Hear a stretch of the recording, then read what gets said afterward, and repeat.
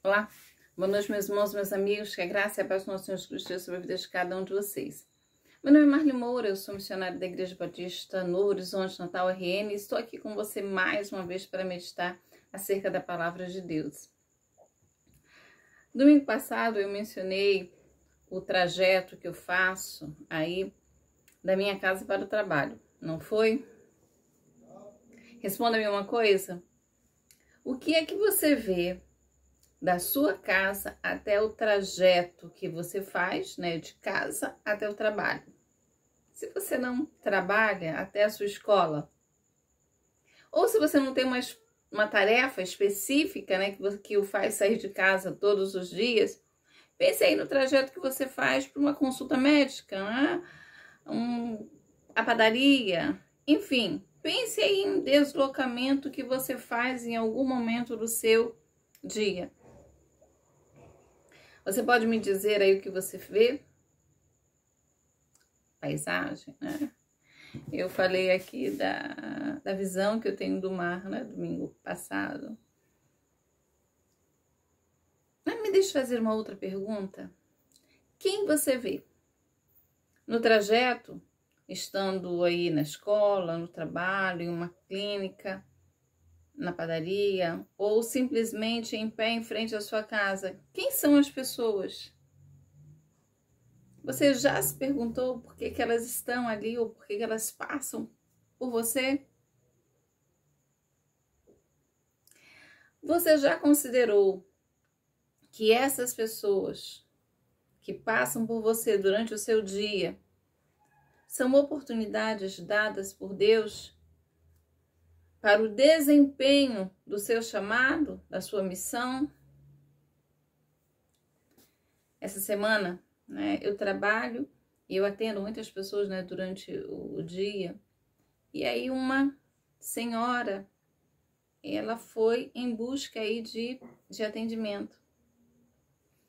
E ela tinha uma demanda, eu ouvi, expliquei a ela aí o caminho que ela poderia percorrer, né, para a solução, para que ela conseguisse, né, aquilo que ela desejava.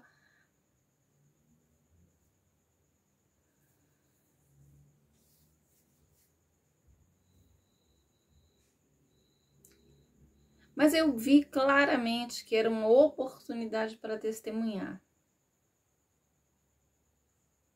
Uma oportunidade para testemunhar.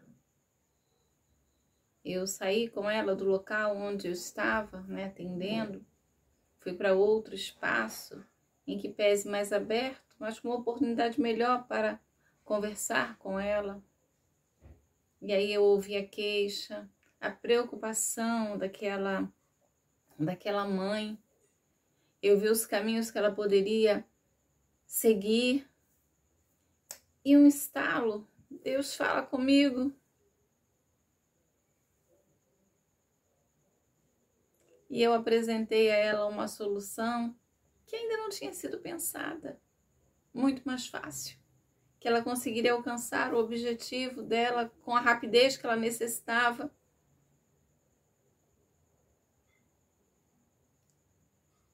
Ainda tive a oportunidade de perguntar a ela: eu poderia orar pela senhora?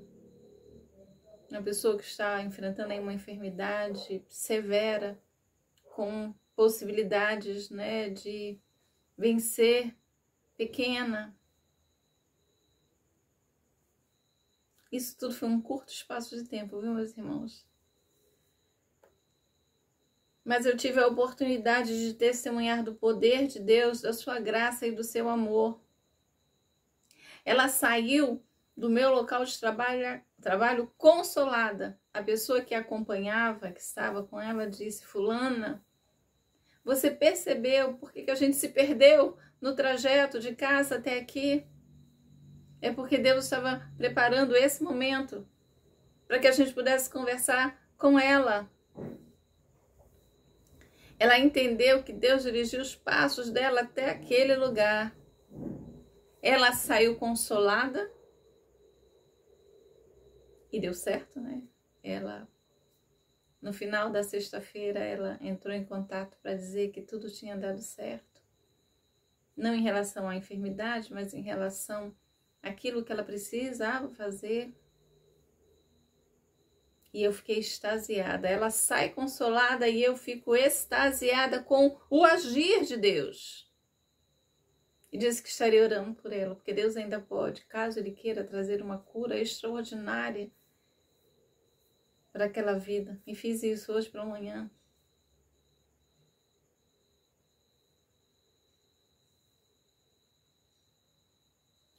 E aí você pode estar se perguntando, né? Mas por que ela agiu assim?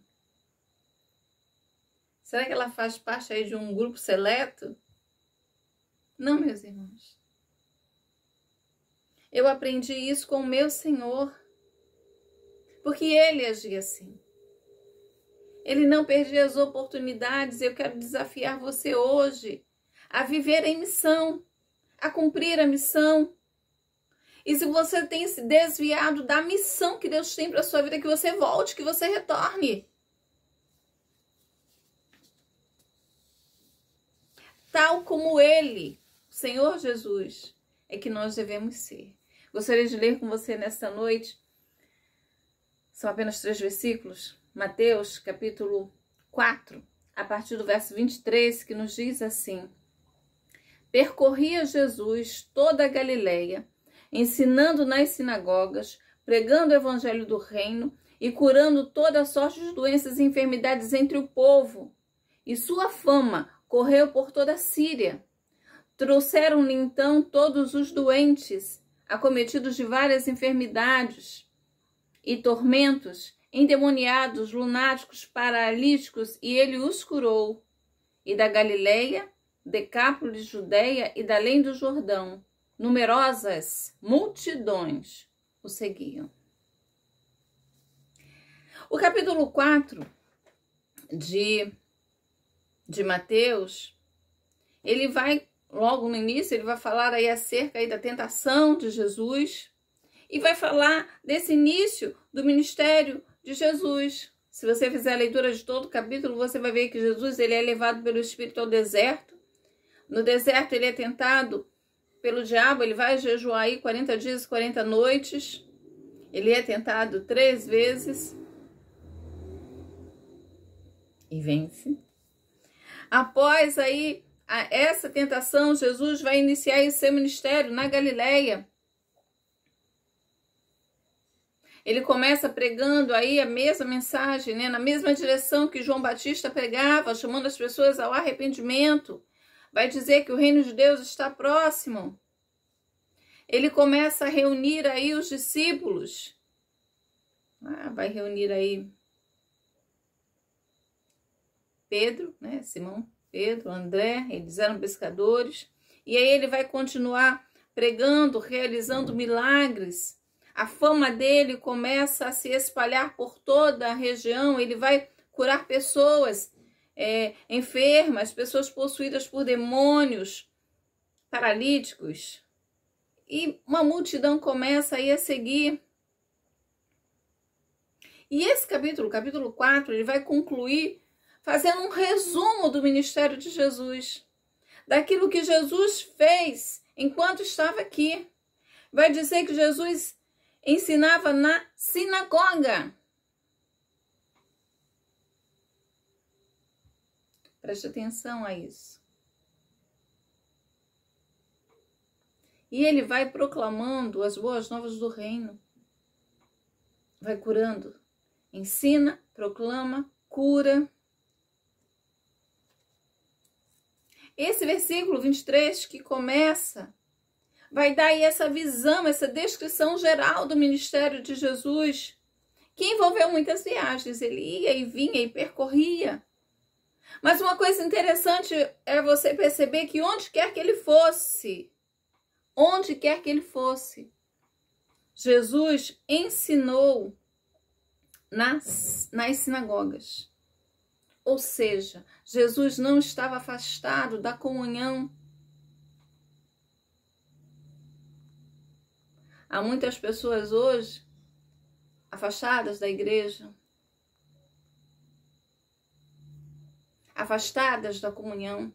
Há muitas pessoas hoje que não pensam mais em estar reunidos com o povo de Deus. O domingo já deixou de ser o dia do Senhor, de estar em comunhão na igreja com os seus.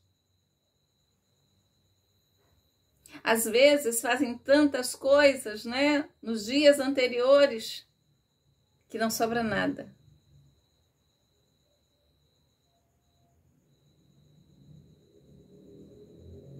Para que no domingo esteja aí reunido com o povo de Deus, ensinando e aprendendo. Mas Jesus Cristo, onde quer que ele fosse, ele ia às sinagogas. Ele proclamava as boas novas do reino. Ele chamava as pessoas, né, a ouvirem essa boa notícia. Levava as pessoas a terem consciência do seu estado pecaminoso, da sua incapacidade de salvar-se. Ofertava o perdão, a salvação de Deus. Mostrava a eles, né, que aquele que Deus havia prometido, o Messias esperado, estava ali. Então, tanto judeus quanto gentios recebiam aí essa mensagem, essa bênção do reino.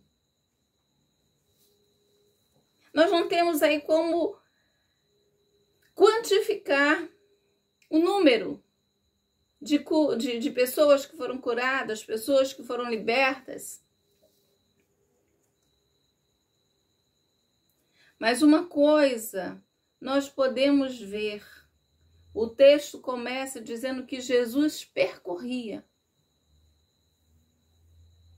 Enquanto ele caminhava, enquanto ele ia de um lugar para o outro, ele não deixava de cumprir a missão.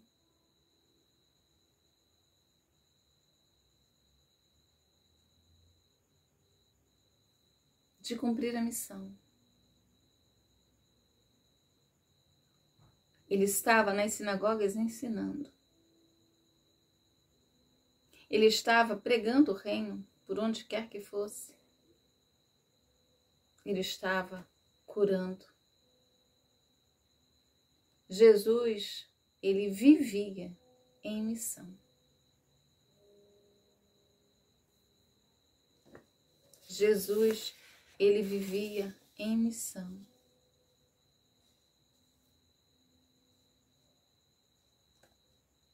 A pregação de Jesus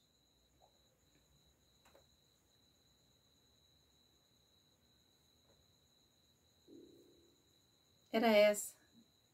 Arrependei-vos, porque está próximo o reino de Deus. Verso 17 vai dizer isso. Então, por onde é que ele fosse, ele anunciava isso. Ele vai dizer que Jesus estava, né? Mateus vai dizer aqui a partir do verso 23, que Jesus estava divulgando as boas novas do reino.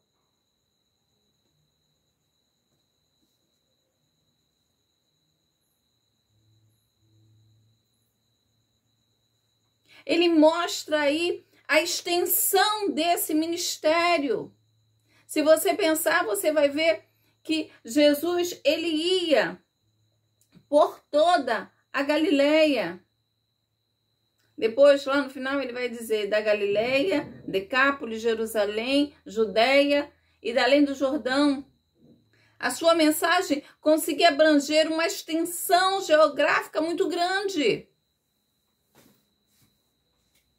Então, diz do local aonde essa mensagem era pregada.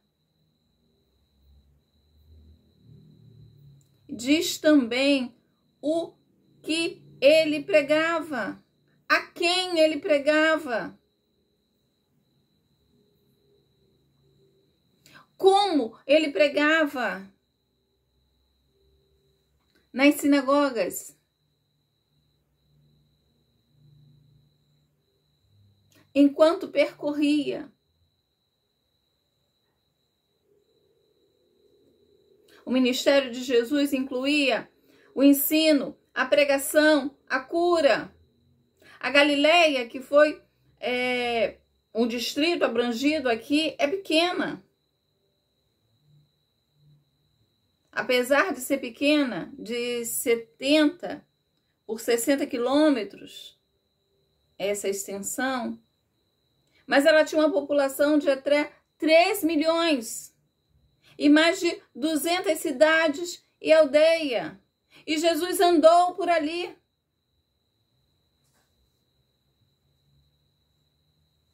Note que Jesus fazia isso não de Uber, não de carro particular, não de jatinho.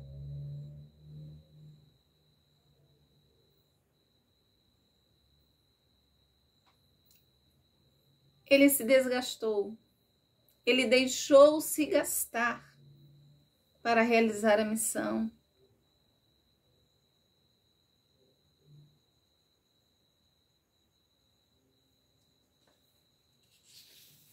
Mas a sua mensagem chegou, percorreu.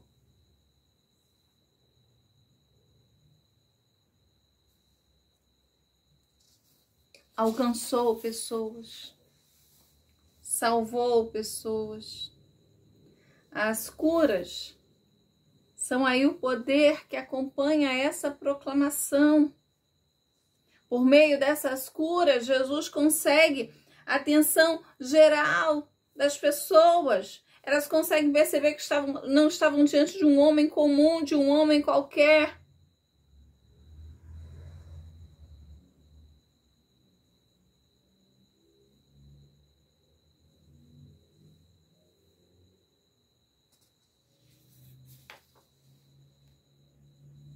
A fama dele corre por toda a Síria. E cada vez mais as pessoas iam até Jesus.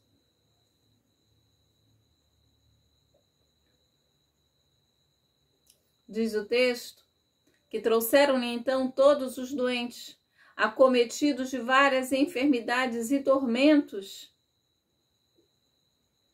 E diz mais: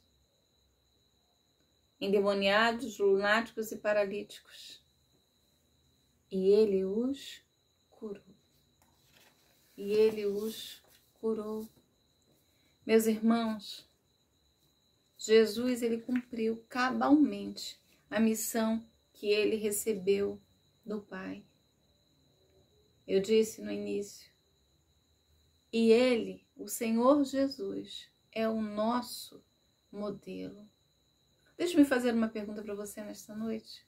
Eu gostaria que você olhasse para a sua vida, que você avaliasse a sua vida e você, de fato, chegasse aí a uma resposta real em relação a você.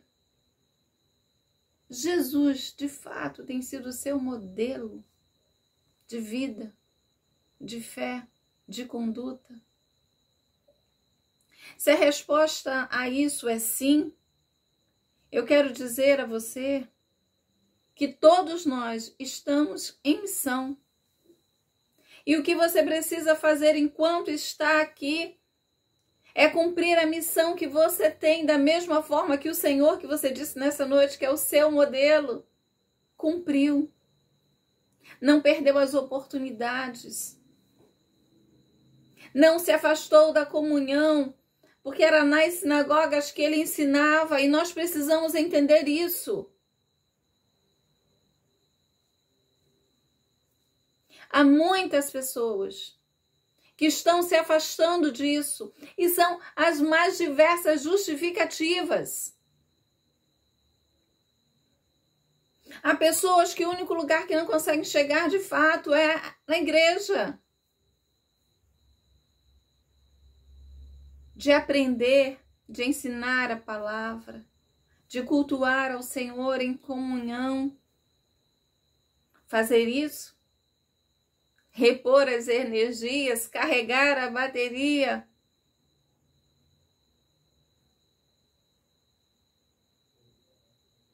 Para que no decorrer da semana,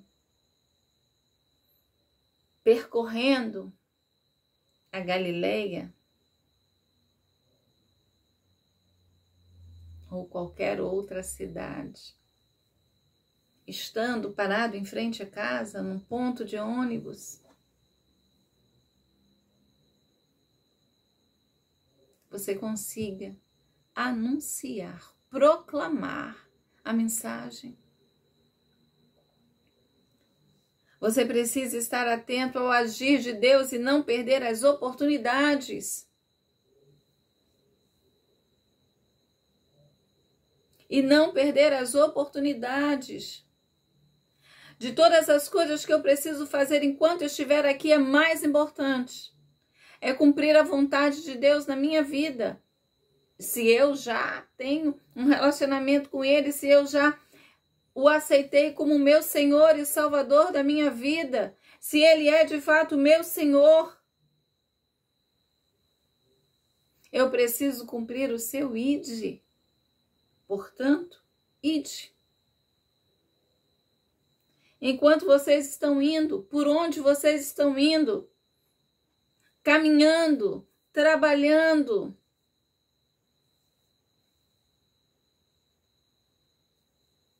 aqueles que receberam Jesus Cristo devem viver dando a Ele amor, um profundo amor. Amá-lo acima de todas as coisas.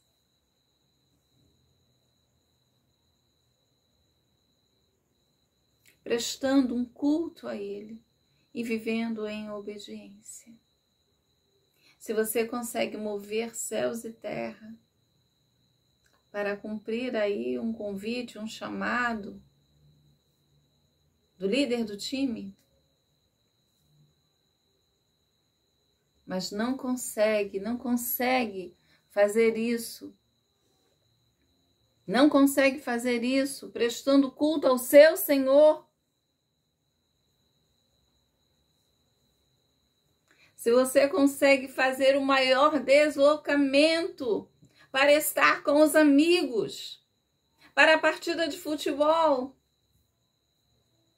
para o campeonato que você gosta, para ir ao cinema,